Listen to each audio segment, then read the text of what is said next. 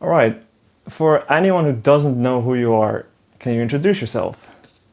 I'm Gary Yourofsky, the animal liberationist, the vegan Yes. liberationist, the speaker, the man, the myth. Some say the legend. I'm not saying. Yeah. I'm sorry. Maybe I shouldn't have said that. I don't want to sound arrogant or stuff. But I've I been get getting. it. I get it. I've been getting a lot of love since I've been back, and it's Hmm. kind of crazy to me that all these people have been listening to me.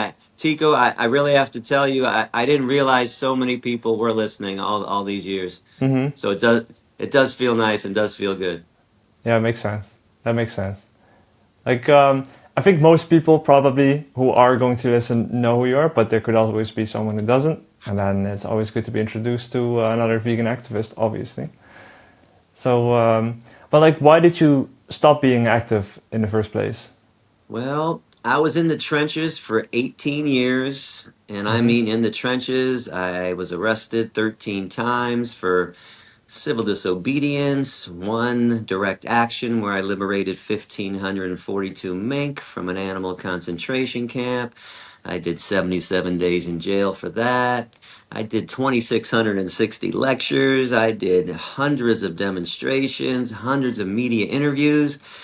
And unfortunately, it built up on me. I became really stressed out, and I always made a promise that I was going to do everything for the animals, and I kept that promise.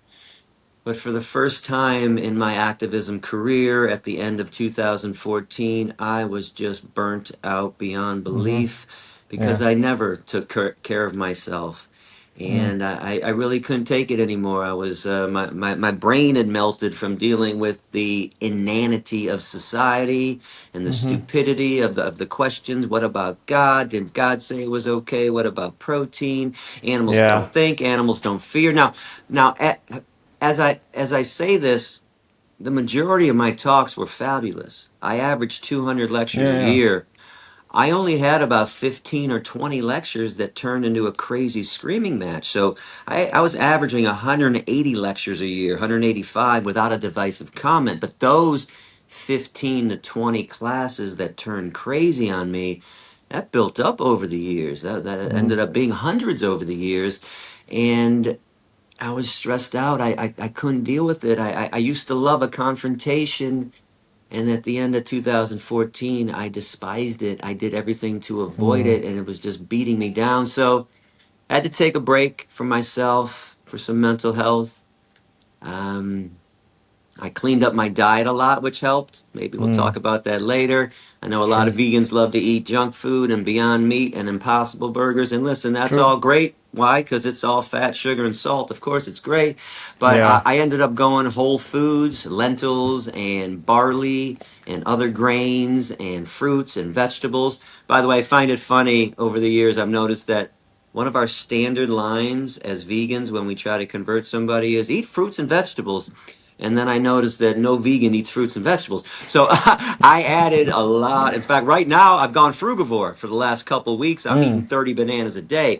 But so the cleaner my diet was, the better I was feeling, the less stress I brought into my life, the better I was feeling. And I'll be honest, I was dead. I was in a coffin for 10 years in my house. I was going to the gym every morning still. I do love to work out. But then I'd come home and I'd smoke weed all day and I'd watch YouTube and Sports Center and I Mm. would just disappear into my own world. Now, it did help me. It helped me a lot to decompress, Hmm. regenerate, revitalize, focus on myself. And then a couple months ago, something was calling me back out. Your job's not done. Get back out there and do some more. And I still don't know exactly where I'm going, although I'm going on the social media world. I Hmm. just hired a social media manager, Ah, that's good. Carmen from Spain. She is a brilliant, fantastic, wonderful activist, and we're gonna take the online world by storm for sure. And we'll see where else this leads with my activism. Mm. I think generally it's definitely good. Like if you're a very busy person or a busy activist or a figure in general, it's good to have a social media manager instead of doing it all yourself. Yeah, and Although keep I it. think it's honestly good for almost everyone to not be much on social media. Like even if it's somewhat helpful to animals, it also drives you insane. But Well, keep yeah, this in mind now. So I've never been on social media really. Maybe I tried a couple mm, spurts here and there, a couple moments, but I'm about to be 55. When I started my activism, there was no internet. I yeah, was yeah, around before cell phones, everybody. I'm showing my age. So this is a new experiment for me. And during those 10 years of my retirement, I did not go online. I mm, didn't know anything that was going on because that was part of my decompression. I just had to yeah, step back from it all. So I'm interested to see what's going on. I'm really enjoying talking with you and doing all the podcasts. I've been mm-hmm. doing one almost every day for the last 30 or 40 days. I want to branch out and do some non vegan podcasts too. I want to start challenging Okay, people again because that was my mm-hmm. specialty. So I'm excited to see where it's going to go Yeah, and everything. I've been invited to do lectures again. I don't know if I feel like lecturing again, which is going to sound weird to people. yeah, It was a different true. chapter of my activism, and I might end up back on stage. Here's kind of something funny and interesting. If you put me in front of a crowd right now and said, talk to them, I actually wouldn't know what to say. And it's crazy, right? That's all I did was give Mm, me a crowd and I'm going to take them. But if you put somebody else with me and they prompted me and asked me questions, like you're doing now, you wouldn't be mm, able to shut me up. So I just need somebody with me now to say, hey, Gary, tell them about this. Hey, what do you think about that? And then I'll just start spewing it all out. So mm. who knows? Maybe I'll be back. Maybe I'll be back in the classrooms or on some kind of stage again. But why do you think it is that you used to do it solo, right? Or maybe you would have like a cameraman or something. But So I was in the era too, since I was before the internet. I didn't understand documenting everything that you were doing. mm, So no, there was no cameraman. Out of the 2,660 lectures I gave, there's probably only 10 or 15 mm, recorded. And I know for the yeah, new age, they're like, what do you mean? I'm like, I did live in that era where like every meal you had to have a photograph of every meal you ate and everything you ever did. yeah, The the truth is, and this is strange to people, I started lecturing full time in 2002. Now I did mm-hmm. about 100 lectures before that, sporadically from the mid 90s to just before '02, but full time from '02. That lecture that has gone viral, the Georgia Tech speech, best Mm-hmm. speech you'll ever hear, that wasn't even recorded by me. That was Ah, a oh student, really? a student, Nathan Black. I know his name. Thank God for Nathan. I had lectured for 8 years and had not recorded or released anything. And he emails me a couple days before the talk. He says, "Hey, I was in your class here at Georgia Tech last semester. You changed my life. Can I come in a couple days when you're back in Professor Klein's class? And can I record it and put it on YouTube?" Now I was so nonchalant about That's good. that world. I said, I don't give a shit. I literally said, I don't give a shit. Do whatever you want to Yeah, do. So he shows up and he wants to put a mic on me. I said, no, I'm not playing microphone games. You're not putting lights.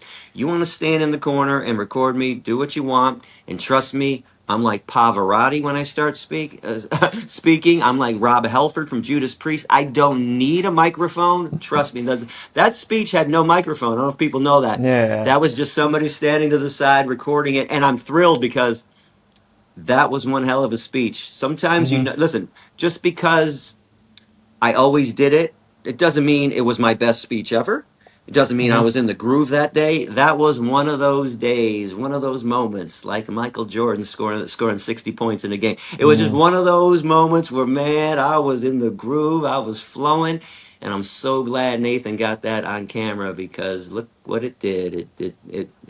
It put a dent in the world. Yeah, Put it that definitely. way. And do you have a lot of speeches also in that time where maybe you, when you look back, maybe you've replied in ways that you wouldn't have done or wasn't as good as the one that was recorded, for example? Or So the speeches changed over the years. In mm, fact, every year I changed a decent portion of it. And the truth is, I don't know if it was for the students or if it was for me, because I have to say the same thing 200 mm, times that year. So yeah, I did change it a lot every year. I thought they all were special in their own way.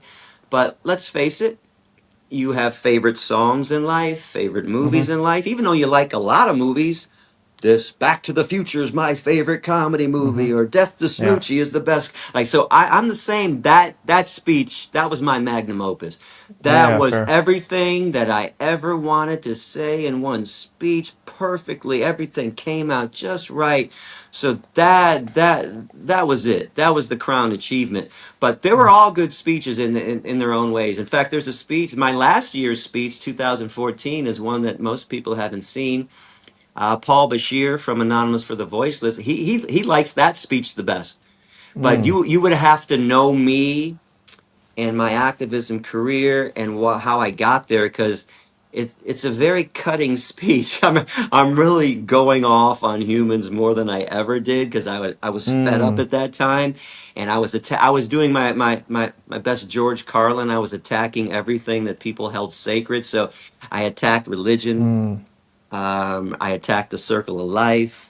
I really mocked the whole plants suffer bullshit argument. So, but you really have to know me and know how I got there. It's like, I get Gary is so mad and angry with all the Mm. nonsense that he just put a Yeah. speech Yeah. together, Yeah.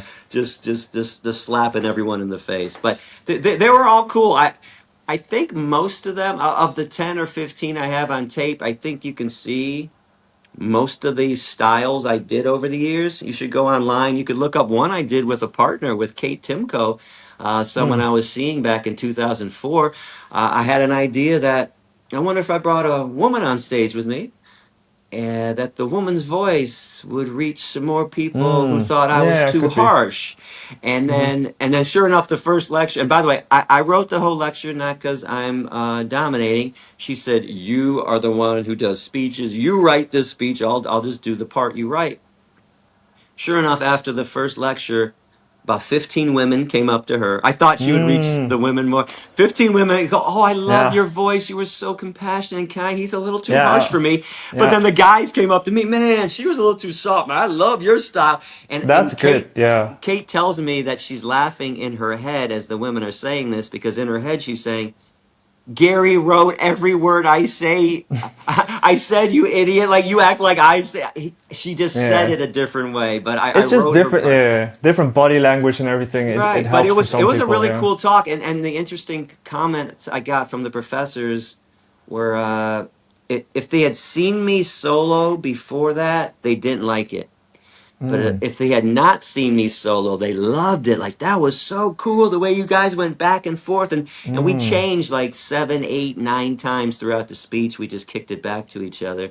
But there were a lot of interesting speeches, and there's one from 2002 I think is online. Oh, Liberator to Educator. That Mm. was my first. I think that's the speech I did when PETA made me their official national lecturer in 2002. Ah. And it's interesting because it's really it's I pace a lot more, and I'm known for pacing. I'm known for Mm-hmm. body language. I'm really like out there with the arms and the Yeah. hands, and I'm That's why you're pacing. also very engaging to listen to Right. often. So But yeah. they're all cool. People should, I mean, if people enjoy the Georgia Tech speech, it's kind of like when you find a new musician that you really like, you should check out their older work Mm. and see how they got to that stage where you really True. love their work now, but see where it started and how it transitioned there. Mm. Yeah. All right. And so why did you come back? The universe called me back, and who am I to fight with the universe? I was debating becoming alive again and wondering, what am I going to do? Sit on this couch for the rest of my life and smoke Mm-hmm. joints all day long? So there was a great activist in Frankfurt, Germany. His name is Nir Rosenfeld. Ended up being a dear, dear friend of mine. We really clicked over the years. But so I had converted him years ago, and he has 7 vegan restaurants in Frankfurt. Mm. 7. And the story is that he heard my speech when I was in Israel in 2012 or 13. Overnight, he changes his life. He says, and he had 2 or 3 meat restaurants. Mm. And he comes back. He said, "My mind has been blown. I'm changing everything. We're shutting them down over the next 30 days. We're transitioning." And everybody freaked out. And I mean, his family, his wife, the cooks, the chefs, they're like, hey, if you want to be vegan, that's fine. But we have families to feed. You can't shut these businesses down. They're never going to survive as vegan joints. He said, I can't do it anymore. I'm not going to contribute to the suffering of animals. So years later, he's got 7, successful businessman. He proved everyone wrong, and whole family is vegan. Nearly all the cooks and chefs at the restaurant workers are Yeah, vegans, of course. So that's he amazing. he did Yeah. some great work. Anyways, so I heard through the grapevine that he wanted me to come down and visit the restaurant. So I gave him a call. I said, Near, don't get excited. I haven't left the house in 10 years. I'm just wondering if I came down there, could I stay with you and we hang out? And so, oh my God, yeah. I'm like, okay.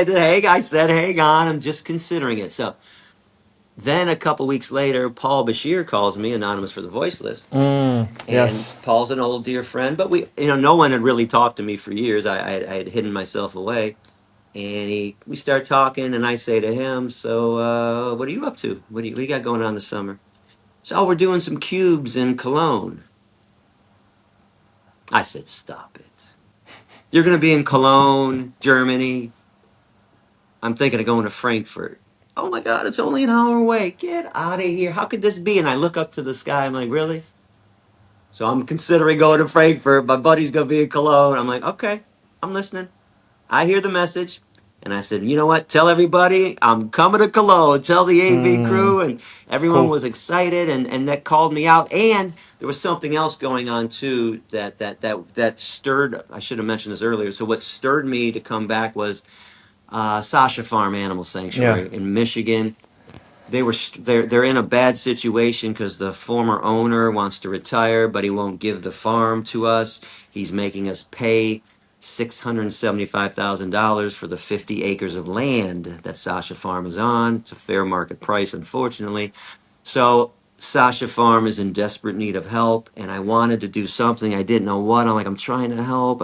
Maybe I need to come back out and just start telling people, hey, if you guys are Hmm. fans of mine, you want to help me out, don't send me money. Send it to SASHA Farm. So Yeah. I also went to Frankfurt and did a fundraiser for SASHA Farm, which brought in about $5,000. It was a great Mm, fundraiser. And so with SASHA Farm needing help, with the universe telling me to come back out, and also, my wife Erica and I had broken up last August after 15 years. Wonderful person, still great friends. We're actually still living together mm, at the time. But I wanted to find the real vegan goddess out there that I've been searching for 29 years as a vegan. And I also met her too. And I knew, I'm like, I'm going to come back and everything's going to fall into place, please. And sure enough, Sasha Farm is getting help. I'm active again. I'm alive again. I met Carmen, the real vegan goddess.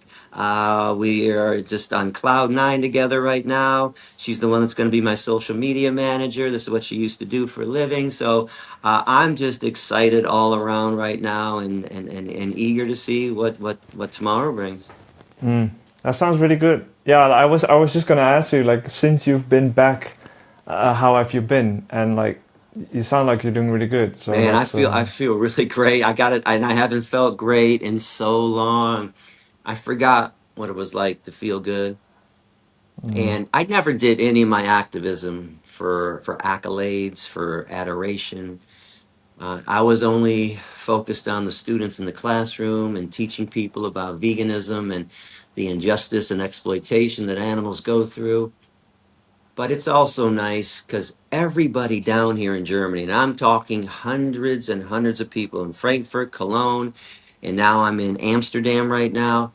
I can't believe 90% of all the people, if not more, are Gary vegans or Gary vegan activists. They became activists because of me, mm-hmm, and I'm blown away. Of course, listen, it's nice to be loved. It's not why I do it, but it's mm-hmm. nice. I'm like, It's nice extra, yeah, of I course. can't believe all these people really listen to me because I didn't think anyone was listening except the students in the classroom. I didn't Mm-hmm, know other people were paying attention around the world. And I'm stunned. I got to tell you, I'm stunned. I really am. And I go to all these events and all these cubes, and And everybody comes up, oh my God, you made me vegan 11 years ago, 8 years ago, 10 years ago, 5 years ago, 15 years ago. I'm like, wow, really? I did, and you weren't in the classrooms? I'm like, no, I watched it online. Mm. Stunning. It's Yeah. stunning. So I feel great. I really do feel great. And of course, it's wonderful to be loved as well by a partner. And Hmm. the whole Carmen thing is just I'm on cloud nine right now, man. That's good. I'm walking on clouds. This shit is heavenly. Yeah. I think that also very much helps in general. Just good relationships with other people and especially Mm. vegans Well, helps listen, very much to yeah, combat the bad parts of fighting for this. Yeah. it's wonderful to have a partner in life, someone that understands, because life is lonely as an activist, especially when you're as in the trenches as I was. And it's not that Erica was fabulous, but there wasn't as much understanding when I became angry with the world because she's a tree hugging hippie. God bless her. Hmm. She wants to love everybody, and I want to kill everybody. When I get angry, right? I can't stand humans, and Carmen's like, I get it. I can't stand humans either. And I said, wait, really? You get it? I'm like, oh my God, this is amazing. Like, we really connect on every single level imaginable. And it's nice because, especially this last year, it's been lonely and it's been lonely on the road. And I can't wait. I'm going to Spain in a couple weeks to finally get down there and start a life together with her. And it's going to be glorious. And again, we're going to take the online world by storm. Mm. She's a big weightlifter too, just like me. In fact, she's way stronger than me, man. Wait till you see her videos. She hip thrust 500 pounds. I only do Oof. 225 or something. Like, good lord, this is she can curl me. This is one of the jokes that I'm throwing out there. So we're gonna be doing some weightlifting videos, teaching vegans how to get fitter. A lot of diet videos. Of course, we're going to encourage vegans to become activists, how to become better Hmm. activists. Yeah. We're going to reach out to the meat eating world and try to convince people like I used to do about why they need to live a vegan life. And I'm really looking forward to it. Mm. Good. That sounds very good. Yeah. Okay. When it comes to advocating for veganism, do you think there's like one communication style that we should stick to, or do you think it's very context dependent? Because like we talked previously about like you were usually you did solo, but you've also talked about the speech that you did with someone else because like of the balance and the dynamic there. So yeah, I don't know how you feel about that. So I don't care how you want to sound. You want to sound extra kind, like early Gandhi. You want to be extra harsh, like early Malcolm X, which was my Hmm. style. You want to be sarcastic, like I also did, like George Carlin, because there's truth in sarcasm. I don't care about how you present it. I care about whether you're being truthful. This is not Mm. up for debate. So my advice is don't ever be a politician. Don't ever use gimmicks to try to make our point. Don't say plant-based when you mean vegan. Hmm. Don't say I'm an animal advocate when you mean I'm an animal rights activist, I'm an animal liberationist, I'm a vegan liberation activist. The one thing I heard from the professors, every professor that had me in their class was, we never met anybody so open and honest and willing to talk about what they believe. You are Hmm. not a politician, Mr. Yourofsky. That is one thing Mm. that is definitely Yeah, clear. yeah. And the students said it too. Even the ones that didn't change, that didn't want to hear the message said, man, I got to tell you, man, you really speak your mind. And I appreciate that. At least you let me know where you stand. So I Yeah. know what works. This is not an arrogant statement. Mind you, I've been in the trenches, all those lectures, 60,000 people. I'll tell you what works, the truth. And all Hmm. the people that listened and converted, it's because of the truthful message. Now, I did like saying slavery, rape, Holocaust. I Hmm. used analogies like that. Now, I do recommend it. because look at the success I had.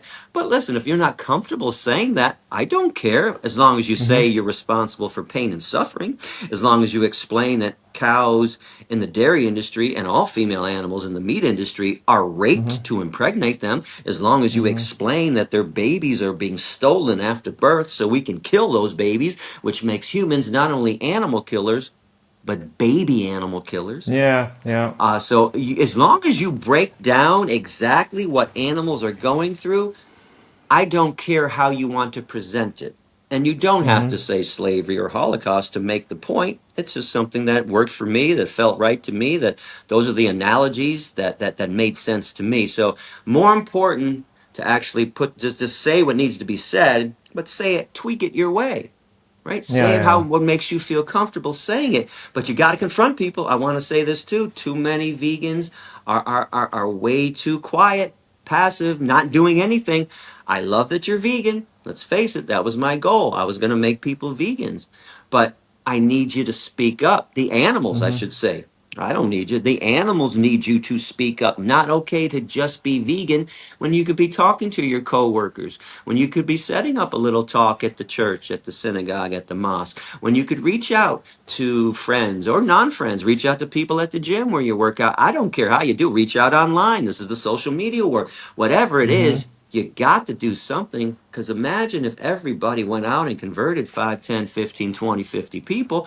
We'd get to the finish line a lot quicker instead of just relying on Gary and Paul Yeah, Bashir yeah. and Joey Carbstrong and Rafaela and Earthling Ed. Yeah, there's a great group, and Jamie Logan. There's great activists out there doing wonderful work, but we can't do it all. We need everybody to chip in.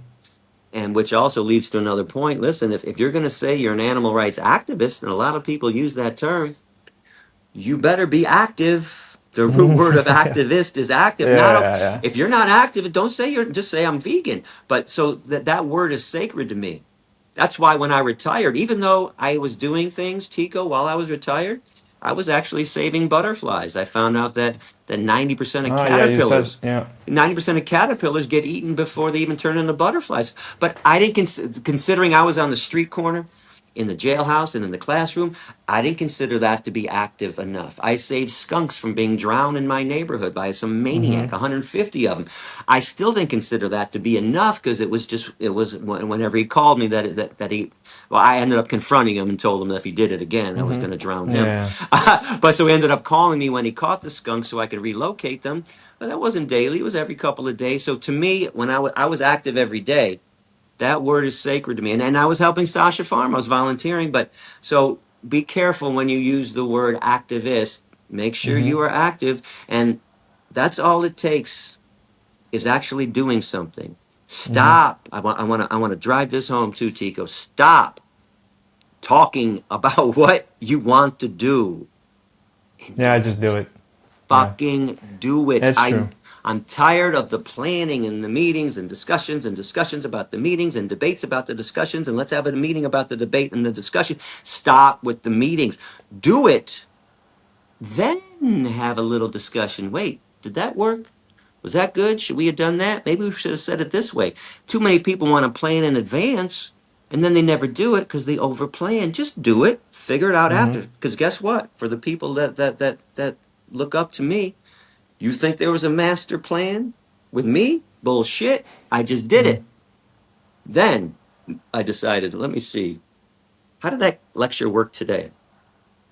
I really like what I said here. I like what I said there. I could have made that better. And over the years, that's where I got to the Georgia Tech speak. I tweaked everything. I'm like, wait, I could tighten this up. But if I would have just planned it all those years, I wouldn't have done 2,600 lectures. Who knows if I would have done it? I would have just over planned and over plotted. I should do this. I should do that. Just Yeah, yeah. please do it. Get Sometimes you active. just need to go. Yeah, it's Yeah. true. And figure out as you go on. That often works too. That's my best advice. Figure it out as you go along. That's it, Yeah. Tico. You nailed it. All right. Do you think it's important to also keep in mind the personality of the activist? As in, there's many different ways to be active. Someone could be creative. Someone could do investigations. Someone could do outreach with AV. maybe because it's very focused on holding people accountable in a confrontational way. Maybe they find that very hard due to who they Yeah. are. And yeah. Absolutely. And listen, don't do something you're not comfortable doing because guess what? You won't be effective. So not only Hmm. do I need you to be an activist, I need you to be an effective activist. So Hmm. in here, this is going to shock people. I told you about I'm kind of nervous now lecturing if I was by myself, but bring someone on stage to prompt me, you won't shut me up. I Hmm. don't like being on the streets, believe it or not, with the cube of truth. You know why? Gary left the streets 25 years ago for a reason. No Yeah. joke. I did my last street protest in 2000 because Hmm. I didn't feel like I could reach people in 10, 15 seconds in 2 minutes. I mean, I was at a Hmm. circus protest back there. As people walked by, I had a sign. I'm like, please don't go to the circus. They're beating elephants at the circus. Wait, please don't go to the Yeah. circus. These animals are in captivity. And I'm like, fuck, if I only had 60 minutes. So I left the streets for a reason. So I don't really feel comfortable on the streets. I have reached people. There's some videos online. Yes, I can still Yeah. Yeah. I can The AV still videos of you are converse, good. but I Yeah. want you to know what's going on in my heart, in my head. I don't feel comfortable like I do right now talking to you on a podcast. I'm Mm. comfortable Yeah. doing interviews. I was comfortable in the classroom. I just don't feel great on the streets. So I don't think I'm going to end up on the streets doing stuff, but I'll give it up to Hmm. the AV activists all around the world, especially the Yeah. ones I've Yeah. seen in Cologne and now in Amsterdam. Holy Christ, these guys are amazing. They're Hmm. wonderful soldiers and they approach people and they just hold them accountable. Do you think animals deserve respect? Do you think Hmm. you can respect animals Yeah. if you're eating them? What about the victim's position? Define veganism. I mean, Yeah. that The they just questions are great. it's Yeah. stunning. I'm stunned. Now, there was a time, it was a good time. There was decades where I wouldn't let anyone else speak to a crowd or to the media because I didn't feel like anybody else could really handle it and say things that needed to be said. That was my gift. That was my specialty.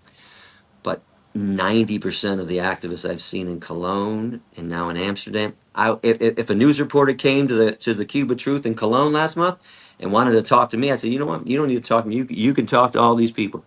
You can talk to Oliver. You can talk to Fabian. You can talk to Lucy. You can talk to this. You can talk to all these people. They know Hmm. exactly how to break it down, just like the kid used to. And you know what? It's tiring. I'd rather pass it on. Let somebody else handle it. Yeah. Now I Yeah. don't have to handle everything anymore. So it's wonderful to see them in action. I really dig it. But do what you feel comfortable doing. Again, if you're better behind the scenes, and by the way, like I have no technological skills. I'm an idiot when it comes to technology. Carmen's a genius, so this is why Mm. she's going to help me with the social media world. Although Yeah. I'm going to put her in front of the camera too. She's going to end up recording all my stuff in Spanish, so we're going to hit the Spanish world too. It's Mm. going to be Smart. fantastic. But listen, you got a skill behind the scenes. I had friends over the years. I always showed a slaughterhouse video during my lecture. Well, I didn't know how to put it together. So I had Allison and I had Paulie Paul, and they both did. Like I would sit down, like I want this clip, I want this clip, I want that clip. Just slap it together. I don't know how to do it. Let's do this song. So they were experts in doing that. I consider them to be activists too, especially they helped me in my lecture tour. If you're good at putting websites together, Hmm. if you're good, I don't know, organizing, whatever. If you're better at direct action, I'll say this: Hmm. just be careful. I still think so. There are a lot of things that I don't think are effective, and we should be doing. Civil disobedience. I don't think it works anymore in this day and age. They could care less if you Mm. intentionally go to jail for the animals. They'll just put you in jail. And you won't even get coverage most of the time, or you won't necessarily get good coverage. But direct action is always going to be effective. Why? Well, you're liberating an enslaved being on the spot. Just be cautious. The consequences can be devastating, especially now, and they want to label us terrorists, although they did it back then to me. But I only got a 6 month sentence for my mink liberation. I think if you did it nowadays, you'd probably get 3, 5, maybe 10 years. So be careful. Still Yeah. a great action though. But if you're good, see, I was not, I was fearless, but I was never good at really pulling it off. That's why I got Okay. caught. So that wasn't like if you're good at breaking into a place and figuring out how to disarm the alarm systems and all that shit, I just jump a fence. Like, I'm just jumping a fence. I'm gonna run and open the cages. I don't give a fuck. Mm. So Yeah. you can be good at direct action. Do that. I also don't think you should be doing sign carrying protest anymore. I think that lost its luster a Mm. long time ago. That's why I left in 2000. I'll give you a quick example, or two examples. Well, let me start with one. It wasn't a sign carrying protest, but it was a protest without education, contrary to what AV Mm-hmm. is doing. That's why their street protests are great because it's education based. We were doing a protest at a deer kill stand. So the day after hunting season, Mm-hmm. the hunters hang up all the murdered deer and they admire the murder. So we're out there protesting in the middle of winter, and the hunters came out with a couple containers of coffee and some cups, and they were offering us coffee.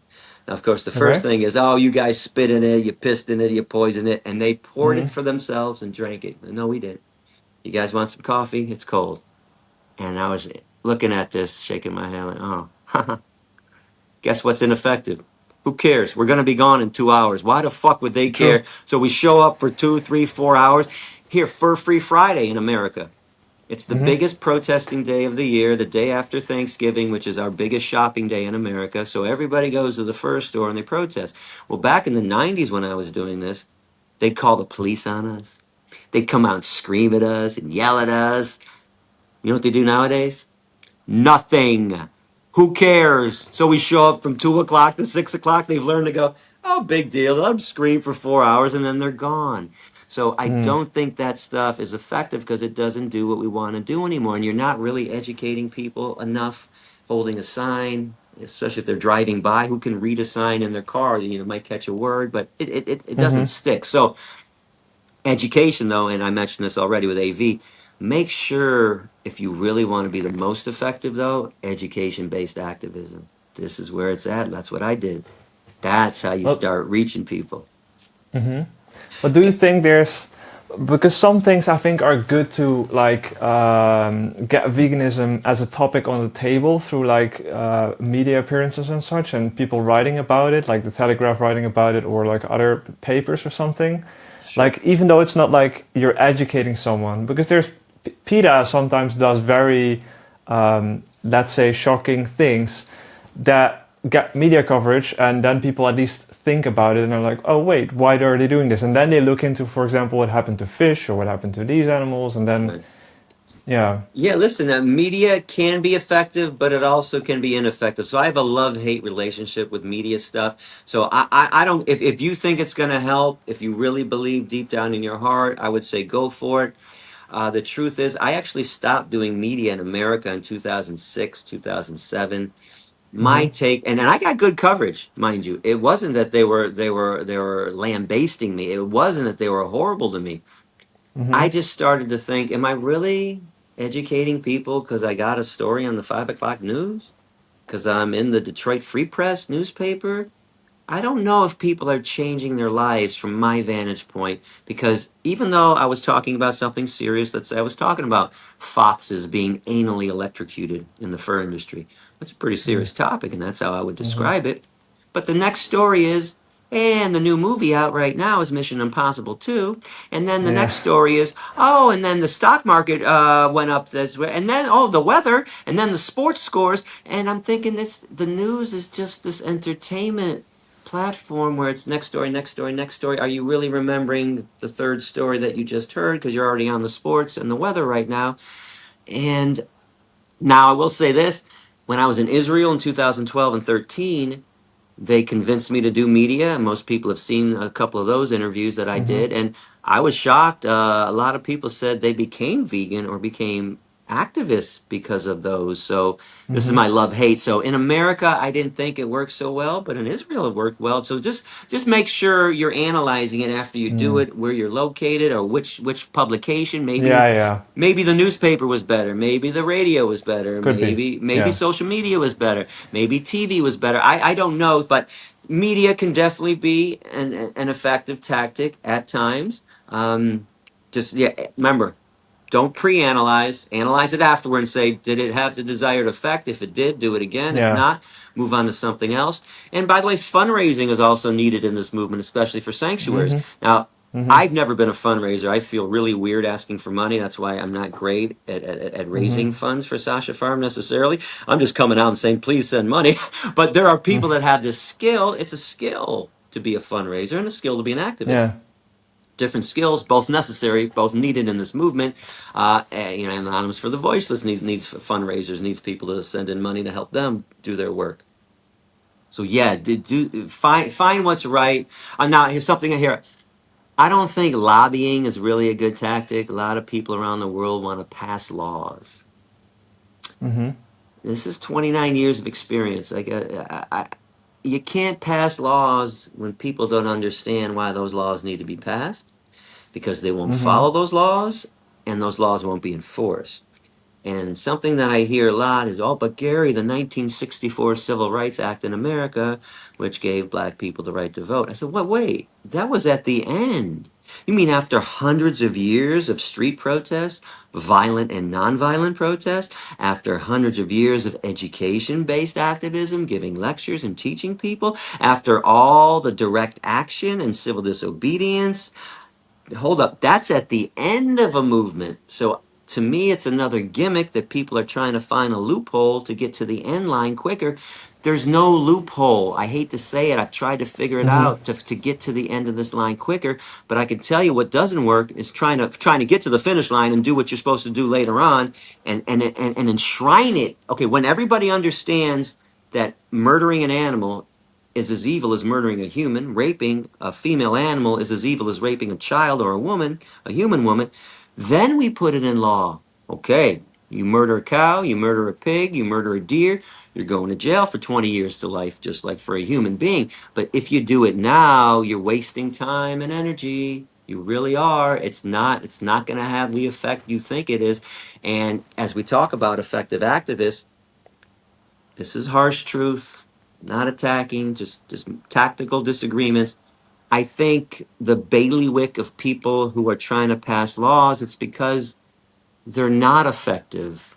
They're looking for a loophole. It's the bailiwick of ineffective activists that want to do these things, instead of somebody that really wants to put the grunt work in, do the legwork.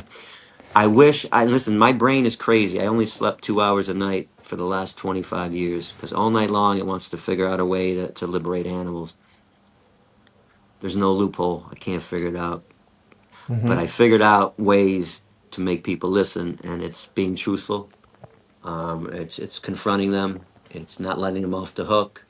And again, it doesn't have to be early Malcolm X harsh. It can be Gandhi-esque. I don't care how you do it, but you gotta hold them accountable. That is Yeah. the best tactic. Don't be a politician. I want to drive this home. Don't think you're going to get somebody to listen because you use a little tactic or a gimmick, and it doesn't work. Because our enemies, once they find out we care about animals, they put us all in the same category. It doesn't matter if you're gonna say something nicer and it's not gonna work. Well, then what's the point? You might as well just explain the truth, because the truth might work. In fact, the truth will work. This is what did it for me, and the conversion rate that I had in the classrooms, it was 50% most of the time. Minimum, teachers would tell me 15 to 20%. I mean, and talk about a tough sell, right? We have the hardest social justice movement in existence. We got to teach people to be nice to chickens and turkeys. This is tough, but I'll tell you what worked. I held them accountable. It was truthful, and I wasn't a politician. And look at the success that I had. Hundreds of thousands, they say, around the world have converted because of this. Okay. I want to push back a little bit on the laws, let's say. Like I think you're talking to also Natalie Fulton. Do you know? I'm You're going to be talking to her doing soon, I a think? debate with her, Yeah. or yeah, a show with her, yes. Yeah. Like I know she works with, I think it's Animal Pro Future, the name. I'm not exactly sure if that's the name, but I know they do a lot with when it comes to more to politics, and they did a lot of polls with people, for example. And I think even though people don't exactly maybe understand very deep down the really the objectification and exploitation side of like veganism as much as we do, there are still, if you look at polls, often a lot of people that want to at least, for example, ban factory farming, even though they still pay for factory farming, and Right. that's obviously because like it's habitual and people live in a society where it's a social norm, and because we are usually humans are social beings, it's very hard to do something that goes against that. For a lot of people, and for some people like us, it's not as hard because we're just different human beings. But I think in that way, if you get to, for example, in a small state ban factory farming, I would think that would mean quite a bit though. I don't think that's like something that's not effective. But I don't know. I'll help Natalie along with this. Fuck Hmm. factory farming. I mean this. I'll say it again. Fuck factory Yeah, farming. yeah. Fuck Hmm. animal exploitation. I'm with it. Hmm. And that would be a good thing to ban factory farms in certain states or in certain countries. I just I want people to know that we also need to say fuck cage free, fuck free range, It's everything. right? Fuck it But all. like she But does, I know for example she does that too. Like yeah, she makes videos, shorts, and everything where I hear she you. talks about the I'm with you. exploitation side and. No, I got a really good friend that's into this, and he's convincing me more and more on that. So it was maybe I should have phrased it differently. It was never my favorite tactic to go after the lobbying That's and the fair. laws, but there's a place for it for sure. Yeah. There's a Okay. place, and listen, there's still a place for sign carrying protests. It's just I'm looking for the most effective Yeah, I get avenues, it. and I think we waste a lot of time and effort when we're doing sign carrying protests.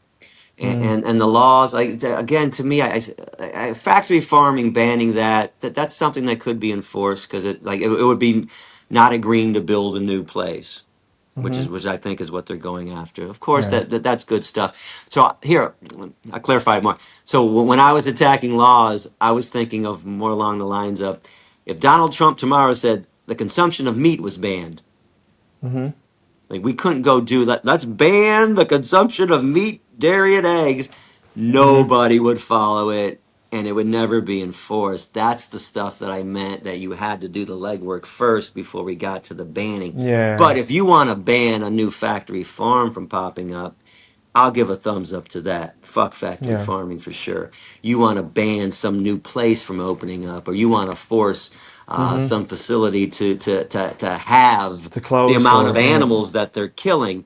Hmm. And that's a reducitarian position, which a lot of people condemn. But I've always stated there's only two ways to achieve liberation: reduce it or ban it, or reduce it Hmm. on the way to banning it. So I'm not going to say Yeah. that. I'm not Yeah. going to say that that's not positive. Let's face it. If somebody came up to me from the meat industry and said, "I'll tell you what, Gary, if you take your speech offline and you don't ever speak publicly again, instead of killing 63 billion land animals this year, we're only going to kill 31.5 billion. We're going to cut it in half." Wouldn't I have to say yes to that? Like 31.5 billion innocent lives are Yeah. going to be Yeah. saved Yeah. I get it. because the good news is the movement would stop because I bowed out. Everybody else would pick up the Hmm. slack anyway. Yeah. So I see the benefit of reducing. Now I'm not crazy. You know the whole meatless Monday shit. There's the minimal benefit to that. It needs to be more than just one day or one meal on one Mm. day. So what I would tell the students that didn't want to embrace veganism fully, let's face it, I didn't convert everybody, but Yeah. of the 50% I did convert, teachers told me about 25% made drastic reductions. So I Yeah. did talk. I knew in the crowd that there was going to be a portion that said, I can't do it all right now, but I can do something. So I would ask Hmm. them, I would say to the people in the crowd that aren't going to do this right now, how about we make Monday, Tuesday, Wednesday all vegan days? Yeah. Give me 3 days a Yeah. week. Now we're making a difference. Now we're making a Hmm. dent. And then I would say, now I'm asking, I'm not saying that's good enough. I'm saying No. No, as you that's not what you're transition, saying. fine. You want to Yeah. transition slower. I don't like it, but I can't be a hypocrite. I didn't do it overnight either. So I had to Hmm. work with people. I didn't want to be called out because I didn't make the transition overnight. So I said, do Monday, Tuesday, Wednesday. And then in 3 or 4 months, why don't you add Thursday? And then at the end of the year, add Friday. And then mid next year, all of a sudden, you're going to be eating good and healthy for 4 or 5 days a week, feeling great, feeling energetic. Because when you go back to day 6 and you eat a double cheese pepperoni pizza and a slab of ribs, you're going to feel like shit, have an upset stomach, have no energy, and you're gonna force your body's gonna say, wait, give me all that fruits and vegetables instead. So I don't mind that transition, and again, it's because I don't want to be a hypocrite. I didn't make the transition overnight, so I will work with people that way for sure. Yeah, because I think it really depends. For example, some usually with friends or family, I have like that one conversation where it's more confrontational, and I like seek to find out how ready they are to make how many changes. So if someone is like, I can feel that they can do it, then I might push a little more towards like just do it. But if I know like after a big conversation, okay, they're definitely not ready, and I'm not starting to notice that they don't change that much, then I might like do simple stuff like, hey mom, can you maybe like try to switch like 2 days in the week, switch from dairy to oat milk, like, because at least that's something, and then they grow less reliable on animal exploitation, and then it's easier to change later on also. But I'm with you. yeah. Something is better than nothing by Mm-hmm. definition alone. And keep this in mind too. You probably came across this problem. If somebody it just isn't listening at all, at some point you got to stop. You're banging your head Mm-hmm. against the wall. My Yeah. advice is, I get it. It sucks because none of my family members, none of my friends ever changed. All the people I Mm. converted, imagine that. Not one friend, not one family member. So I stopped talking to them because other people wanted to hear. So only spend a certain amount of time. And when somebody doesn't budge, they're not Mm-hmm. listening, go find somebody else because I Yep. guarantee other people, There are even though they always other don't people. know Yeah. and they're ignorant, they want to know. They'd like to know. They say, oh, I Mm-hmm. had no idea. Really? Wait a second. And that's what I found in the classroom. People are like, wait, no. I Yeah. thought I loved animals. And I'm pointing out, well, you can't love them and eat them. You can't Mm-hmm. love them and wear their skins. No, you can't view them as commodities. That's not love. That's oppression. So find the people that want to learn, that are ignorant, but they want to learn, and focus your energy, use your energy towards that for sure. Mm-hmm. But yeah, try to get a concession here. There's no reason why people can't use oat milk for cow's milk, Yeah. For because example. Yeah. that's yeah, and most people would probably make that change, especially when you did break It. down how unhealthy it was and how cruel it was. Yeah. There were very few people that walked away from my speech willing to do nothing. And for those people, I don't know. I wish I had an answer. Maybe you could help. I don't know what to Mm. say to somebody that says, I don't give a shit. But You I can't. Those are the people that we need laws for eventually, yeah, probably. it's true. And Yeah. the overall sad point that this is what breaks my heart. What warned me over the years. Do you realize how horrible it is that as vegans, we actually have to beg the oppressor Yeah. Yeah. to liberate the animals? It's not up to me and you. If it were, it'd be over by now. If it were up to me, Mm-hmm. it would have been done. So it's obscene to me that we always have to go to the oppressor to ask them to stop. And human rights too. Think about it. Black people and black activists are my favorite activists. When I started, I studied Malcolm X and Dr. King and Ralph Abernathy and Dick Gregory and Rosa Parks and Harriet Tubman and Sojourner Truth and Marcus Garvey. These were the ones, the Black Panthers. They inspired me. But Mm-hmm. unfortunately, I hate to say it, they didn't liberate black people. White people, they had to convince white people to stop oppressing So black yeah. people. And then the Yeah. Yeah. white It's people always said, like that. Yeah. I'm going to stop. Same thing meant women. The women didn't, where they have equality around the world and they're still fighting horribly in some spots. Women have to ask men, can you let us into the circle of compassion? Can you treat us equally? Can you give us fair pay? Can Mm-hmm. you let us have the same jobs? Yeah. It's really a sad statement on humankind that you always have to beg the oppressor to stop Yeah. It oppressing. is. Which is Yeah. why it takes hundreds of years, if not thousands of years, to achieve something. Because Mm-hmm. if you're an oppressor, you're a victimizer. Why would you want to stop? It means you have to look yourself in the mirror. It means you have Mm-hmm. to, admit that you're wrong. And I don't know why this is so difficult, but boy, humans sure hate admitting when they're wrong. Yeah. Me, you, all the vegans, yeah, it hurt. It hurt a lot when somebody pointed out to me, and I had to look in the mirror and say, "Oh my God, I can't believe I'm doing this." Oh, I always loved I thought I loved animals. Oh, Gary, what are you doing? But Mm-hmm. we decided to make amends and apologize and say, you know what, from here on out, I can't change the past, but I can sure change the future for a bunch of Mm-hmm. animals that won't suffer and die for me. Mm-hmm. Yeah. Very true. Okay. Should we only work with vegans, or is working with non-vegans and perhaps other human rights organizations also important? Well, it's not important. It shouldn't be done if they're not helping us and promoting our cause. And Mm-hmm. that's my problem with the human rights movement. Not Mm-hmm. only do they ignore our cause, they are active participants in violating and exploiting animals, which is Yeah, yeah, why I'm yeah. saying such harsh things about humans and human rights activists.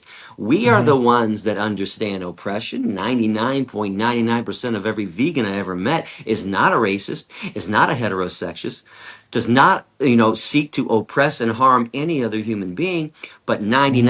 99.99% of human rights people and human beings actively Yeah. oppress cows, pigs, chickens, turkeys, and fish. So they're the ones that are violating our rules or their own rules. Mm-hmm. They claim to be against oppression, yeah, unless you walk on all fours, have fur, feathers, horns, beaks, and gills. So Yeah. I Human don't think supremacy. so. I don't think in any way, shape, or form we should be working with human rights people because you know why? They're going to ignore the animals and force us to speak on behalf of human beings. Hmm. And I'm tired of it. It's an abusive relationship that animal rights has with the human rights community. They beg Mm-hmm. and they demand us for us to support them. And then they laugh in our faces, spit in our faces, and murder animals and laugh about it, make the jokes. They're the ones doing the bacon jokes. They're the ones saying, oh, cows and pigs, they're not like humans. They don't think like us. Mm-hmm. They don't act like us. They're the active oppressors. And quite frankly, humans and human rights people made me this way. So there's a big misunderstanding out there. Oh, Gary doesn't Gary understood this shit before most of you were born. In Mm-hmm. 1992, I did an anti-racist rap because I wanted to be a rapper. This was 4 years before veganism. Look up online my I listened name. to it. The Yeah. Declaration of Misrepresentation. I was Yeah. condemning racism before most of the people condemning me were even born. I used examples in my early speeches about racism, Mm-hmm. sexism, heterosexism. In 2000 and I want to say 6 or 7, I actually spent 5 minutes of my speech talking about the genocide in Darfur. I explained that they were hacking their friends, the Hutus and the Tutsis. They were hacking each other to death. And I explained that when you hack somebody to death over and over, the machete gets a little dull, so you got to sharpen the machete every day or two. And think about the machete that we use to chop off the heads of animals or the machines we use. We got to sharpen those up too. I was explaining this whole horrible example, Mm-hmm. but I wanted to get that in there because the Darfur genocide was horrible. So I tried to include them and always did. But again, they never gave it back, and I got tired of giving without receiving. Let's Yeah. face it, That's fair. that's a one-way relationship, and it's abusive. Mm-hmm. It's horrible, and they're It is. Yeah. victimizing us and the animals. So, and let me throw one thing out there. I don't think people really realize that I'm a comedian at heart. And everybody looks at radical Gary. Yes, there's a radical Gary, and there's a Malcolm X type of Gary, but there's a George Carlin type of Gary. There's a Larry David, Mel Brooks type of Gary. Mm-hmm. There's an Eddie Murphy type of Gary. I am a humorist in my own head, in my mind. So when I say things, I don't think people are really getting it because they're viewing everything through a militant lens that I do put out there a lot. But when I say fuck human rights, and I've been saying this for months, maybe True. years, Yes. but let me explain why.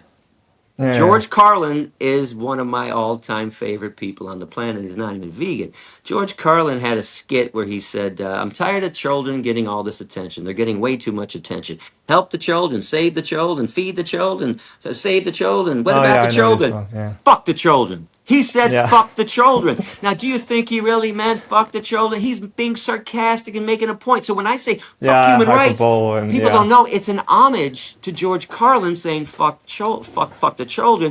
I'm only doing that to make my point. And I want to clarify my position is the human rights position in reverse. All I did was steal their playbook. If you go to a gay rights protest, a trans rights protest, a black rights protest, a Palestinian protest, a Jew protest, you go to any human rights protest, they don't talk about cows getting raped on dairy farms.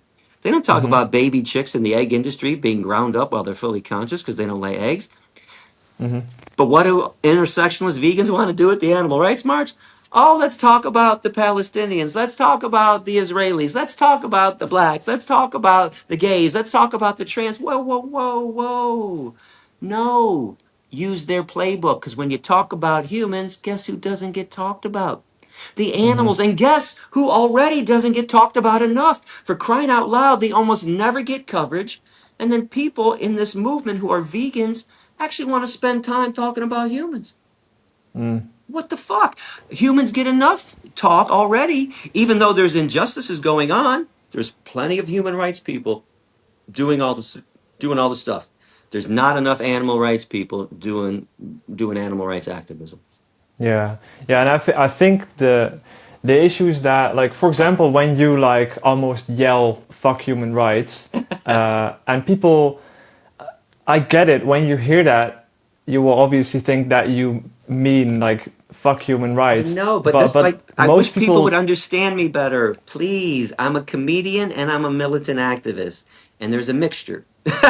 You gotta understand the funny part. hmm Like, to me, it's hysterical when I say it. To the people who really know me, my close friends are like, "You're doing that because of yeah, Carlin. I they know get you are." it. So Yeah, yeah, they of know course me. They're they get like, it. they Yeah. get it. And then there's other people like, "He said what?" I'm like, "Come on, you have a fucking sense of humor. Will you read into Mm. my sarcasm?" Here's something else that I just said that I think is hysterical. There was a rumor going around a couple years ago that I wasn't vegan. So I went on a podcast last month and I Oh. said, I would burn down a fucking children's hospital before I ate a piece of meat. Mm-hmm. Really? Do you think I would? I'm making a Mm. sarcastic, aggrandized statement about how vegan I am. And do you think there'd Yeah. ever be a situation in general where it'd be Gary, eat this piece of meat or burn down that children's hospital? Which one is it going to be? It Mm. would never happen.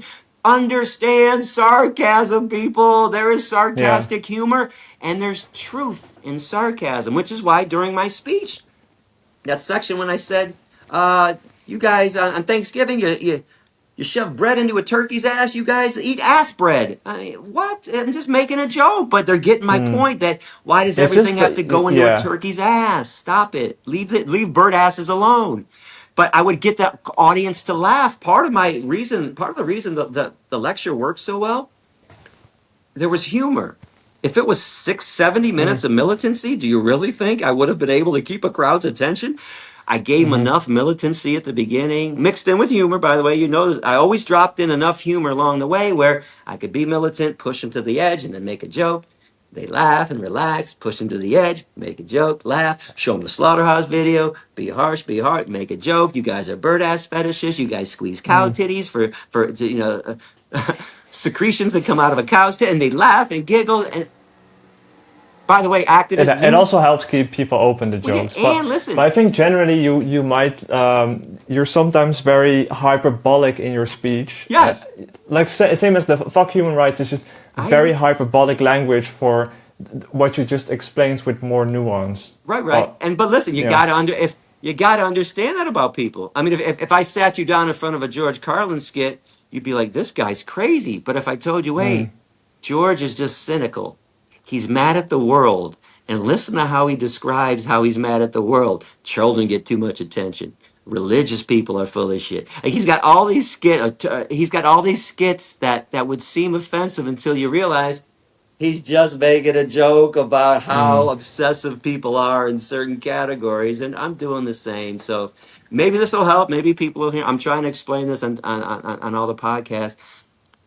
Dare I say, stop taking every word I say so seriously. Yeah. I would love to be a comedian. I keep telling people I think I'm going to come back and I'm going to do a stand up act. I'm never gonna Mm, do it really because I'm not that great a comedian. I have funny moments where I have funny lines. Here I did an interview today with a newspaper reporter. I mm, know this is going to be harsh, but it's still funny to me. Um, she brought up religion, and I said I got something really funny I used to say to people. So after my speeches, I would get a lot of people to say to me, they'd come up and say, "Why don't you speak about Jesus? You should convert people to Jesus." I said, okay, I mhm, will if you can tell me how that makes the world a better place. And then they'd say, well, no, my God, I'm saved and I'm going to heaven and I feel so much better. I say, well, yeah, your world's better. Listen to what mhm, I'm saying. How is going to make the world a better place?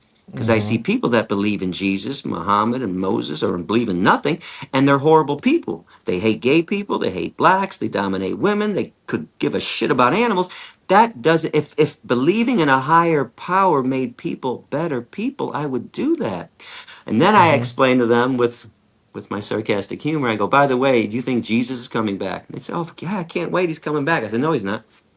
Because if he came back, you fuckers would kill him again. He'd come back and tell you, be nice to gay people, put women on an equal status with men, and stop Mm, killing my animals. And you fuckers would crucify him all over again. He's never coming back to get tortured and killed again.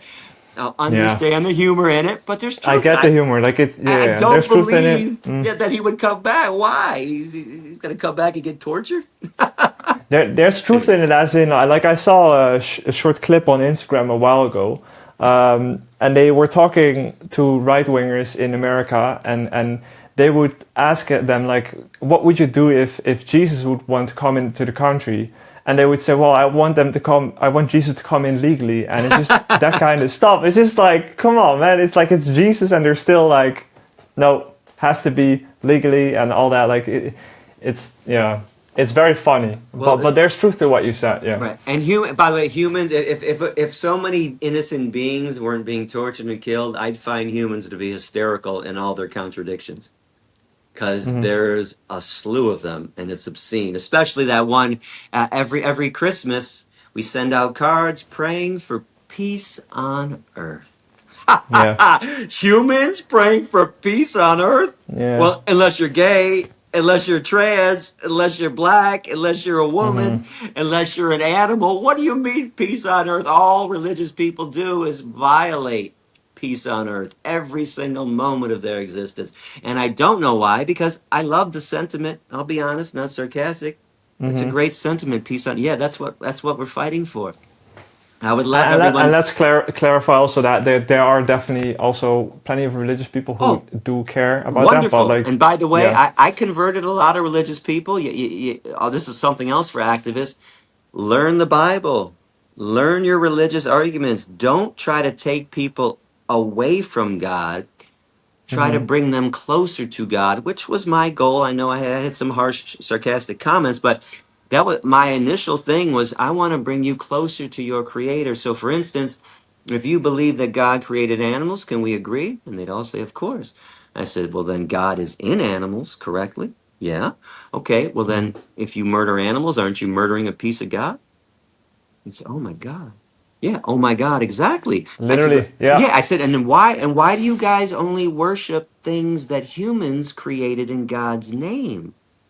You guys Mm. hold the Bible and the Quran holy. God forbid somebody should light that on fire. You'd kill somebody. But if somebody murders God's animals, you laugh about it. You have a barbecue. You have fun. Why do you Mm. see sanctity and divinity in the Wailing Wall, in a big hat, in a long beard?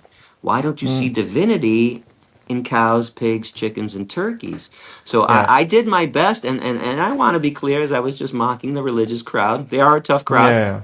But there are plenty of religious based vegans, and there are plenty Hmm. of religious students over the years that I had a wonderful interaction with, and that they came up to me after the class and literally said, in the name of Jesus, I will be vegan now. In the name of Muhammad, you're right, I will be Yeah. vegan now because all creatures are a family of Allah, and Allah loves most those who love his Hmm. family. Yeah. Know your religious arguments so you can challenge these people because they're going to use scriptures Come back Yeah, with the because goods. it's where they usually get their morals Yeah. from. So But point out, obviously it's good to, yeah, yeah. and you'll notice they avoid all the compassionate scriptures, and they use the violent True. ones. So something else I pointed Yeah. out, I was accused of picking and choosing several times. I said, yeah, I Mm. do, just like you. And they denied. So wait a Mm-hmm. second. Here, I'm going to prove that we both do it. Genesis 1:29. God says, I give you seed bearing plants for food. Go ahead. What are you going to say?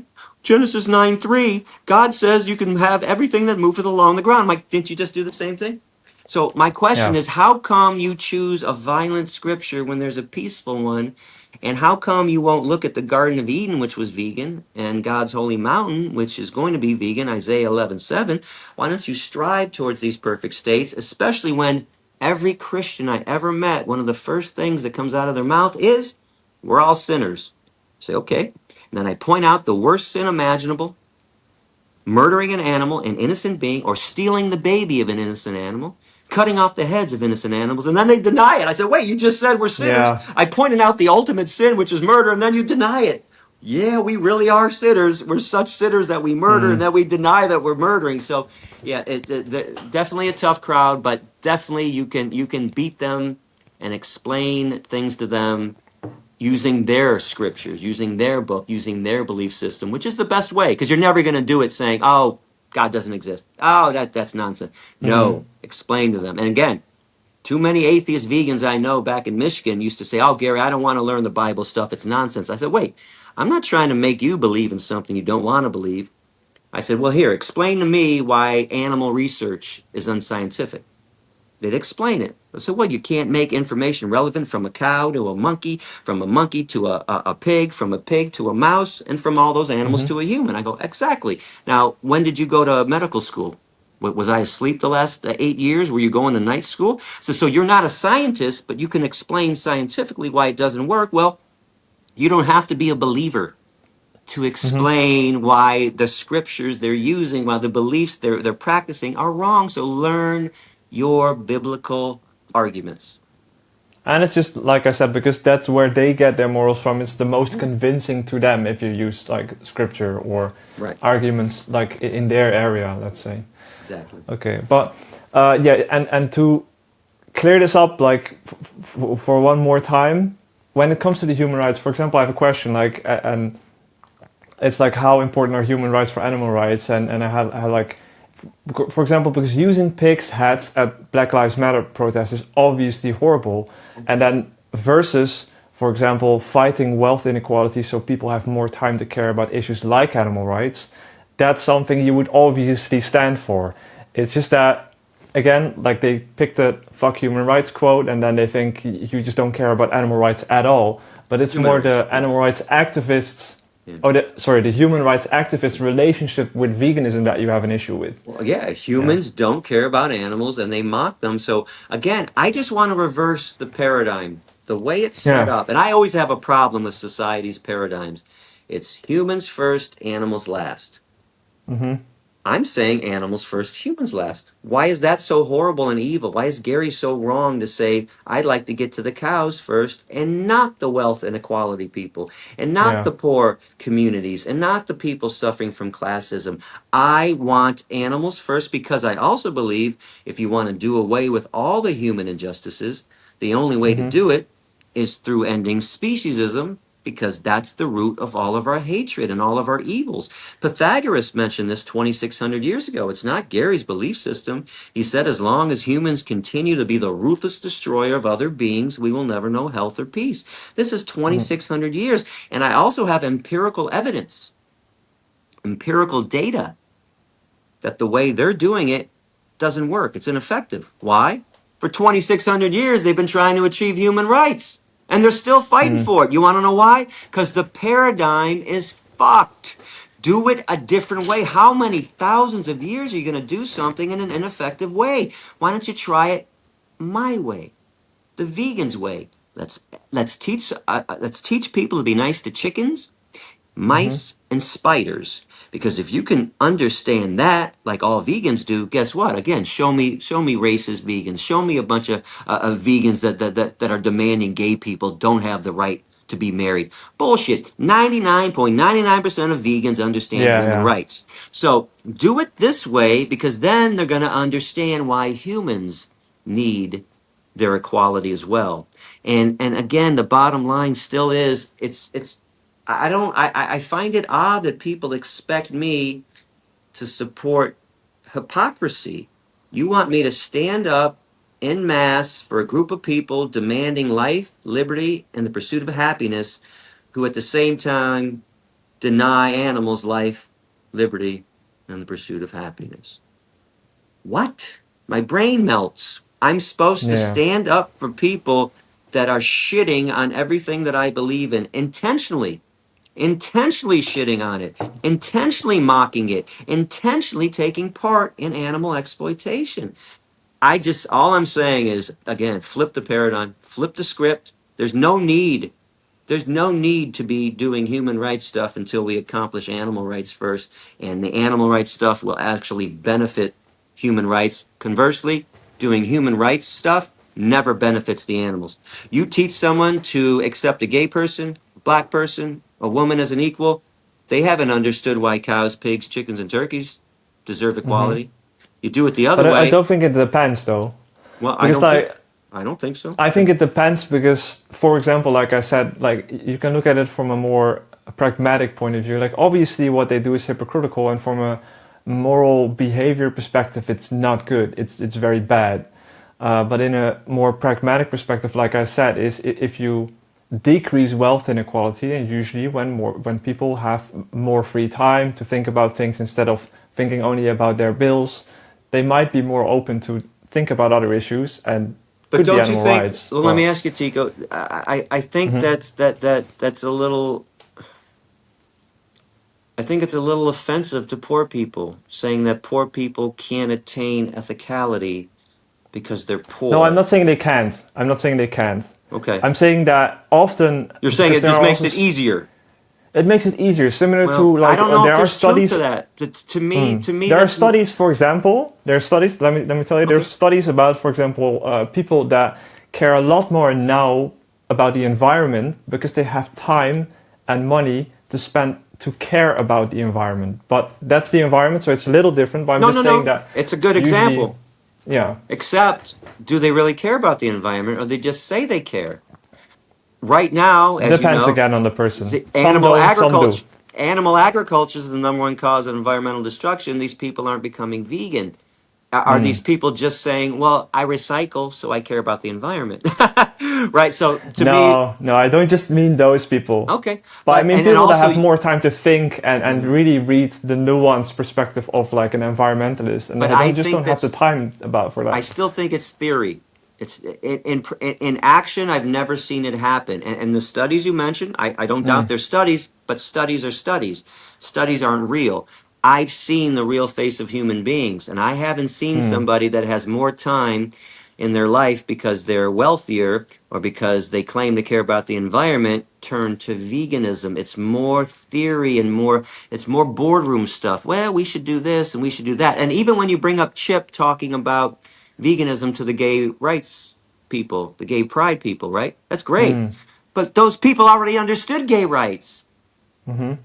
So he was True. just doing outreach at a gay rights event, pointing out, hey, if you guys are supporting this, you need to do that. That's different than, oh, I'm going to teach somebody to accept gay people. They've already accepted gay Yeah, people. yeah, They're yeah, all true. gay. That's true.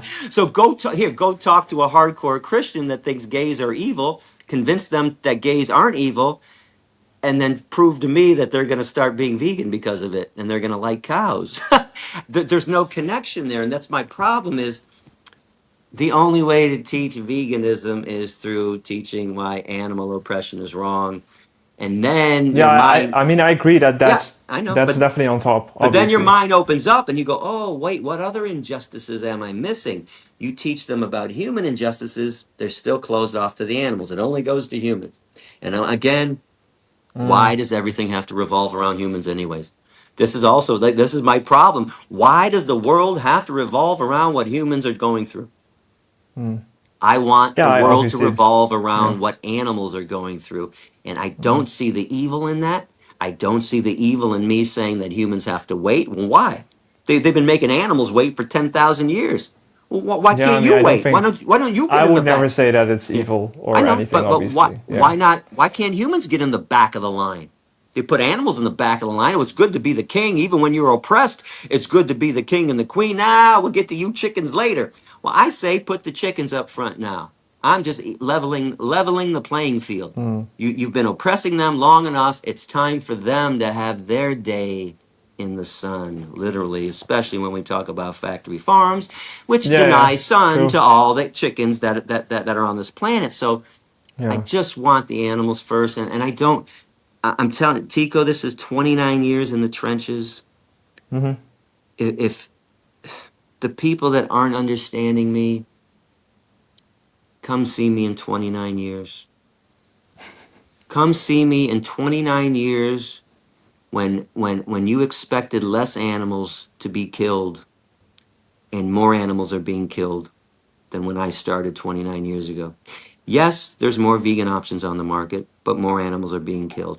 Come see me in 29 years after all the human beings have spit in your face and laughed at everything you believe in.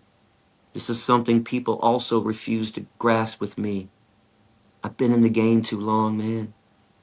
Hmm. I don't like saying these things. I didn't start out this way. Humans made me this way. Hmm. Please accept the fact I did not start out saying fuck human rights. I Hmm. ended up saying it because humans did this to me.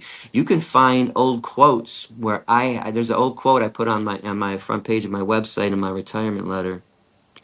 I was shocked when I read it. It was from an article from the late 90s, early 2000s, where I was giving a lecture in rural Ohio. And I said, I wouldn't want anybody to harm Greg the pig farmer. I met a pig Hmm. farming student today, and I had a nice discussion with him after class. That's early Gary. Hmm. By the way, I'm shocked I said that. I didn't want Yeah. anyone to harm Greg, but that's where I started because I was, okay, he doesn't know. He doesn't know better. We'll talk to him. We'll teach him. Well, fast forward 29 years, and Greg the pig farmer is still a pig farmer. I even say, I'm being nice, Yeah. pig farmer. Greg the pig killer is still a pig killer. Yeah. Yeah. Why? So this is longevity speaking too, man. Yeah. I This get it. is I get it. I want people to, but I want everyone beyond you to get it.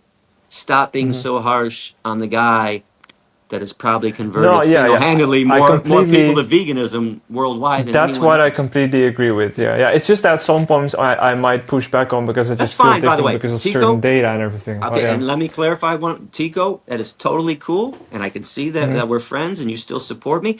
By the way, Obviously. Yeah. you don't have to agree with me on these issues, and Hmm. obviously you're not agreeing wholeheartedly, and that's good. You shouldn't agree with me 100% of the time. But don't condemn me because you disagree. Condemn the point I'm making, but you Yeah. have to Yeah. agree there's too many intersectionalists that want to cancel Gary. Don't watch his speech. Ruin the protest that he's Hmm. at with AV. Destroy the fundraising thing for SASHA Farm. Hey, just say I don't like Gary's position on human rights anymore. But he's one hell of an animal rights activist. Man, you gotta Hmm. check out his speech. But the way he speaks for animals, holy shit, I've never seen Hmm. anybody do that. Do that instead of saying fuck Gary Yourofsky. You Yeah. don't Yeah. wipe me off Obviously. the map because you didn't like No. No. my No. position on this issue. Just and listen, Joey Carbstrong, great friend of mine, great activist. I did his podcast a couple weeks ago. It hasn't been released yet. It'll come out soon. Joey's Cool. 100% behind the Palestinians, and I say fuck human Hmm. rights. You know what? We're still great friends.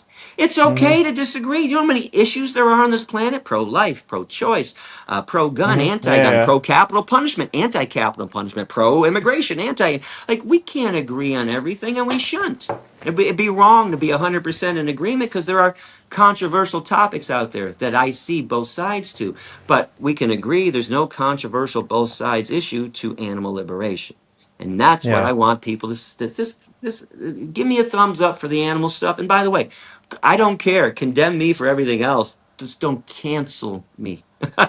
And the intersectionists No. and the leftists have a horrible habit of canceling people as soon as they have one statement they disagree with. Jesus Christ, man. It's okay to have a disagreement. I think that's also an online thing though, to be fair. Like because I noticed I do some human rights stuff sometimes because I'm quite on the left when it comes to politics. And it's often that when I'm online and I see on Instagram and on Twitter, people are very quick to really want someone off a platform. Right. But when I talk to like leftists in real life, almost no one I meet agrees with that, which Okay. is interesting. But so it's really an online thing, I think.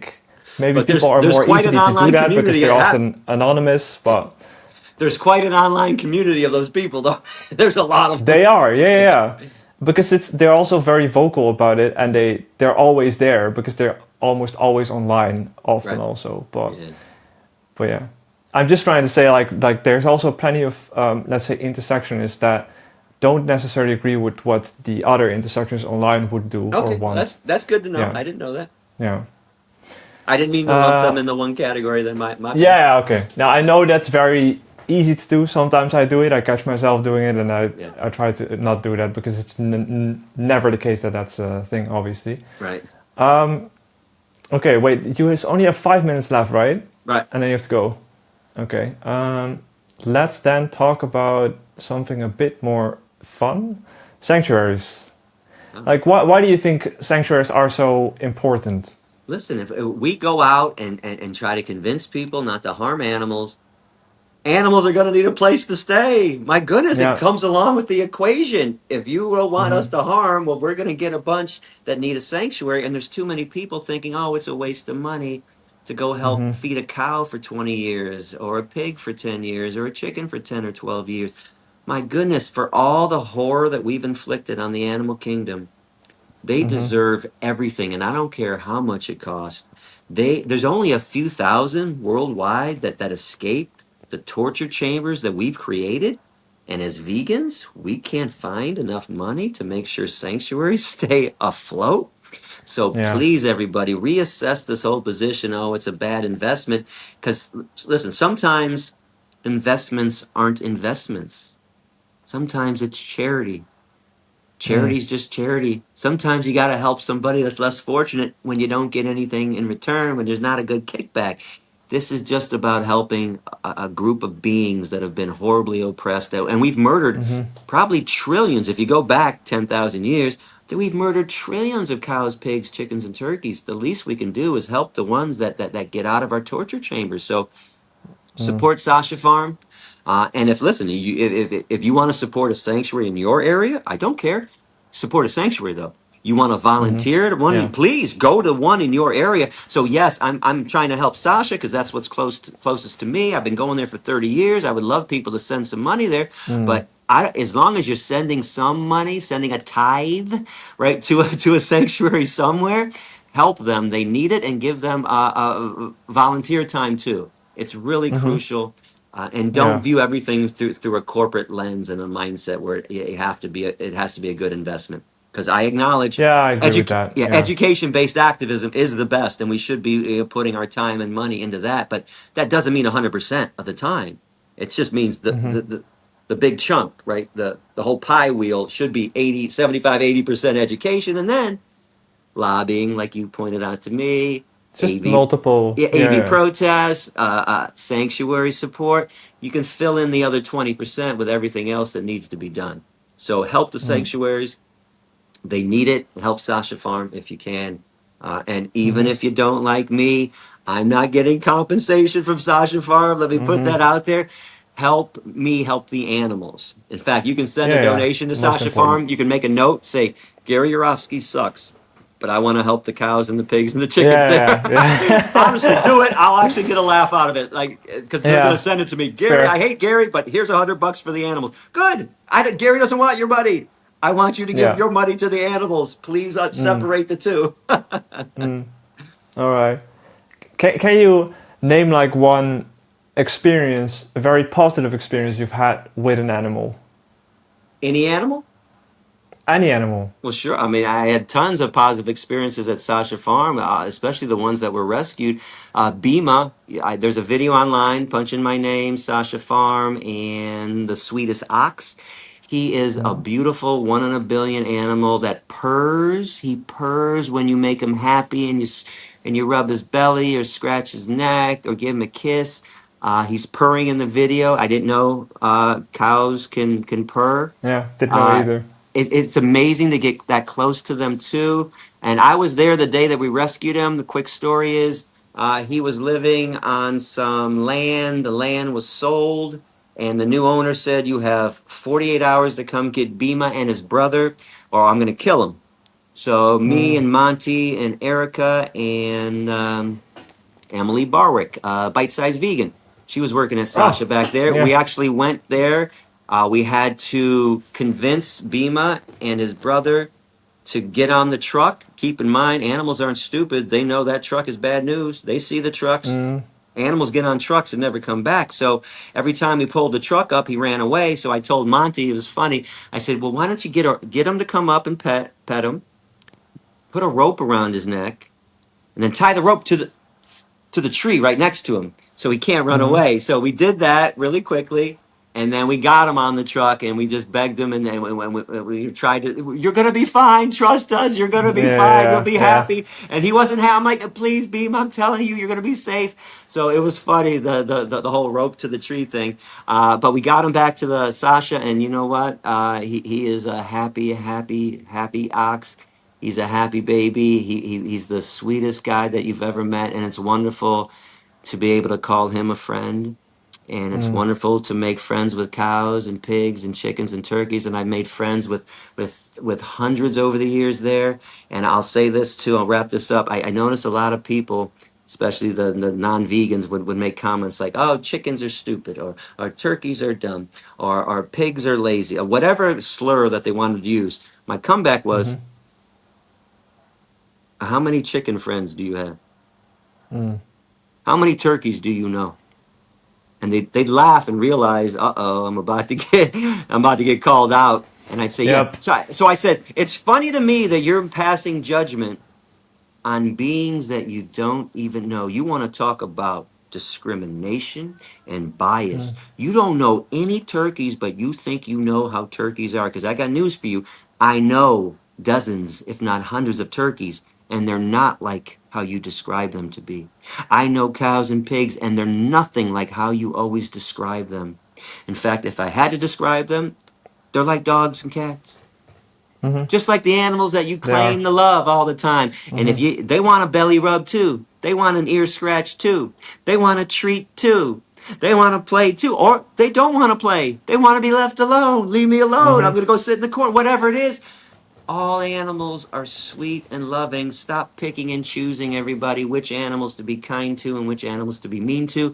You're either Mm-hmm. kind or you're not. You're nice to animals or you're not. You're exploiting them or you're not.